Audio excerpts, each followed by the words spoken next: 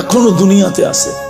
বহুত ঘর আছে, স্বামী ফিরা গেলে, রাত্রে ফিরা আসলে, কাজের থেকে ফিরে আসলে বউ পাও টিপা টিপা ঘুম পড়ায় দেয়, বলে তুমি ঘুমাও, সারাদিন বাহিরে ছিলাম, পিঠটা লাগানোর সুযোগ হয় না, আমি তো ঘরে ছিলাম, কখনো শুইছি, কখনো বসছি, কখনো হাঁটছি, আমি আমারটা পুরা করে নিব, তুমি ঘুমাও, তোমার একটু সেবা করি, ঘুমাও।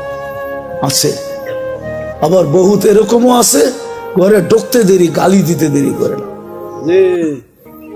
হ্যাঁ, আলী রাদিয়াল্লাহু তাআলা আনহুর ঘরে 4 দিন চুলা জ্বলে নাই, চতুর্থ দিন 3 দিন জ্বলে নাই, চতুর্থ দিন সকালে বাহির হয়েছে, বলছে ফাতেমা দোয়া করিস আজকে যেন কিছু জুটে। বিকালবেলা যখন ফিরতেছেন তো ফাতেমা দূর থেকে দেখতেছেন পর্দা সরায়া আলী ফিরতেছে, চেহারা মলিন, হাত দুটা খালি। যখন একবারে কাছে আসছে তো ডাক দিছে আলী, চোখে চোখ পড়ছে, বলছে চেহারা মলিন কেন? বলছে আজকেও কিছু জোটে না। বলছে আলী ওয়াজাদনা শাকারনা লামনা জি সাবারনা, পাবো তো শুকরিয়া আদায় করবো, না পাবো তো সবর করবো, দুনো অবস্থায় আল্লাহ আমাদের সাথে।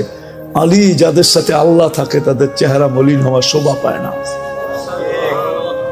ফালা, আল্লাহ যাদের সাথে থাকে, ফালা ইয়াকুনু লাহুম আন ইয়াকুনা মাহজুন, এদের চেহারা মলিন হওয়া শোভা পায় না। হাসবা তো দরজা খুলবো না, খুলবো না, তো হাইসা দিছেন, দরজা খুলা দিছে, বাকিটা আলী রাদিয়াল্লাহু তাআলা আনহু বলতেছেন ফাতেমা সাররাত ওয়া তাবাসসামাত, ওই সময় ফাতেমা মুস্কি মুস্কি হাসতেছিল আর খুশিতে নাচতেছিল।